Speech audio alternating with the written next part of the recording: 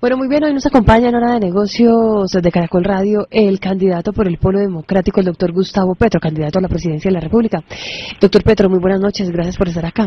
Buenas noches, ¿cómo están todos ustedes? Muy bien, doctor Petro, muchas gracias.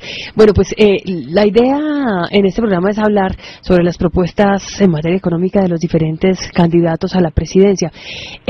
Y quisiera empezar preguntándole por una que tiene que ver de alguna manera con el tema económico, pero que también tiene que ver con algo que está sucediendo en estos días y que precisamente está sobre el tapete, y es con el programa Familias en Acción, un programa que, ha recibido algunas críticas por parte de algunos, que se dice estaría siendo utilizado con fines políticos por parte de otros, pero lo cierto es que cuando uno ve en el presupuesto, eso es un programa que al que se destinan recursos por más de 3 billones de pesos. ¿Qué haría usted con un programa como estos, como el de Familias en Acción? Asegurar que sirva para lo que se creó, y es que los niños continúen en la escuela, porque ese gasto se vuelve un beneficio social en la medida en que la niñez pobre de Colombia puede estudiar a partir de que sus familias no los saquen de la escuela por volverlos trabajadores infantiles. Ese es el tema del programa Familias en Acción, y eso es lo que hay que garantizar. ¿Seguiría entonces con ese programa? Sí, logrando unos mecanismos que me permitan garantizar, a través del pago de pensiones o cosas por el estilo, o de las constancias de que los niños están estudiando, que efectivamente los niños están estudiando gracias al pago del subsidio. Lo integraría al Banco de la Mujer, que pretendo crear dentro del sistema de banca pública, un banco dedicado al crédito para madres cabeza de familia, buscando que el crédito asociativo, que es un factor de producción, el crédito, sirva para dar poder de trabajar. Doctor Petro, ¿ese banco ya no existe? ¿El Banca Mía no es una banca para la mujer? Es un banco de primer piso el que estoy proponiendo, no de segundo. Cuando los bancos son de segundo piso, simplemente son partidas presupuestales que maneja la banca privada o alguna organización no gubernamental. Yo estoy hablando de un sistema de banca pública de primer piso, es decir, que compita por el ahorro de los colombianos con la banca privada, y entonces pueda llevar una masa importante de recursos del ahorro hacia el crédito para democratizarlo. Es decir, para entregarlo a quienes la banca privada no les presta. ¿Le ha echado números a esa propuesta? ¿Cuánto costaría crear una banca para la mujer? No cuesta. Simplemente se compite por el ahorro que hay en la sociedad colombiana. Y desde esa perspectiva obviamente no le gusta a los propietarios de bancos privados que quieren quedarse exclusivamente con ese mercado del ahorro de donde salen sus utilidades. Yo quiero competir en el mercado del ahorro con banca pública. El principal banco de Colombia tiene que ser el Banco Agrario si queremos desarrollar el modelo de producción de alimentos y sobre esa base la industrialización de Colombia.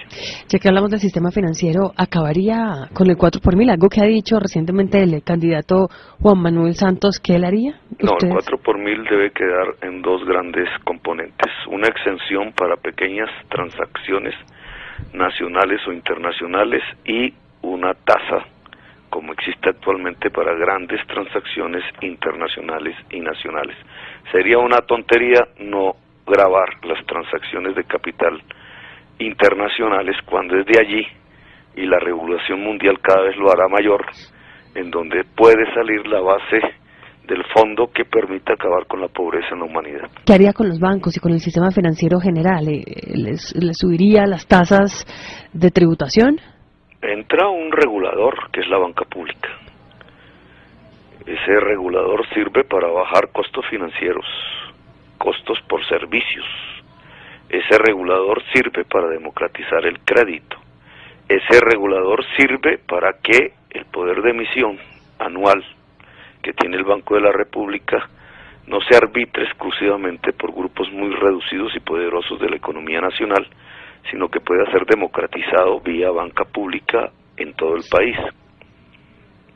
Bueno, cuando el presidente Álvaro Uribe era candidato por primera vez, habló, o el día de su posesión, de un cambio de cartilla en el Banco de la República, cambio de cartilla que, bueno, parecería, digamos, nunca se dio. ¿Usted qué piensa al respecto? ¿Que tiene alguna posición frente al Banco de la República? Que el Banco de la República debe responder a intereses de la sociedad colombiana. que ya están escritos en la Constitución y en las sentencias de la Corte, es decir, que su política se subordina a la equidad social, a la producción y al empleo. Tema que ha olvidado el actual Banco de la República, que se centra simplemente en una política monetaria. La política monetaria tiene que adscribirse a la equidad social y a la generación de empleo productivo y de trabajo productivo en Colombia. Y eso implica indudablemente reformas, una de las cuales tiene que ver con la capacidad financiera del Estado.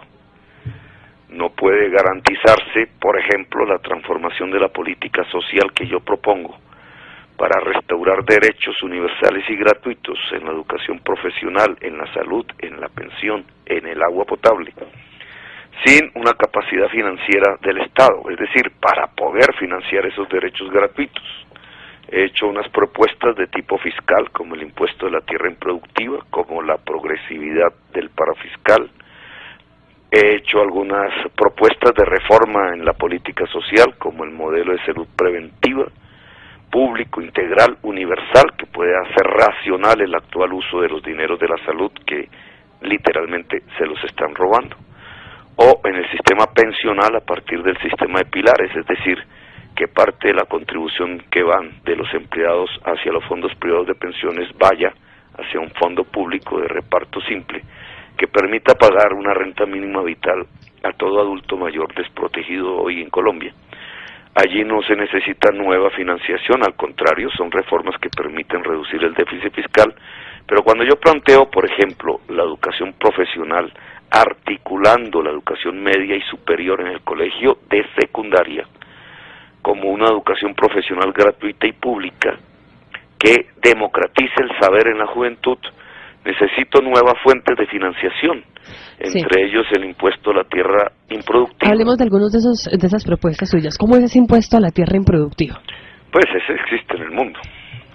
Simplemente es un predial. Yo quiero que sea de captación nacional por el problema de la estructura política y militar del campo colombiano. La tierra ¿De fértil, cuánto sería? ¿Cómo sería? La tierra fértil improductiva, que son 10 millones de hectáreas de las 15, está hoy literalmente en manos del narcotráfico, usada como lavado de activos, no produce. Perdemos 2 millones de puestos de trabajo en esa tierra, tenemos 4 millones de desplazados, víctimas, tenemos la sociedad más desigual socialmente del mundo en el campo colombiano. Ese es el motor de la violencia. ¿De cuánto sería ese impuesto a la tierra improductiva? Si tú duplicas el impuesto predial que actualmente se cobra sobre tierras, tendría 2 billones de pesos. Aquí el ascenso de la sobretasa predial, para ello necesito modificar la Constitución, en tierra improductiva a 3-4 veces más que el promedio actual, que es imprescindible para que el tenedor de tierras improductivas o la suelte o se ponga a producir, nos puede generar 3, 4, 5 billones de pesos con destino al programa de llevar la educación profesional al conjunto de la juventud colombiana. Así que este es un escenario, la revista Dinero lo calificó como de colapso económico. No quiero hablar de los quilates intelectuales de quien hizo el artículo, pero a nadie se le ocurriría en el mundo que colocar un impuesto a la tierra improductiva es hacer colapsar la economía. Doctor Petro, en otros países, en Venezuela, para ser más exactos, pues el presidente Hugo Chávez lo que hizo con algunas de las tierras que estaban improductivas fue expropiarlas. ¿Usted qué piensa de las expropiaciones?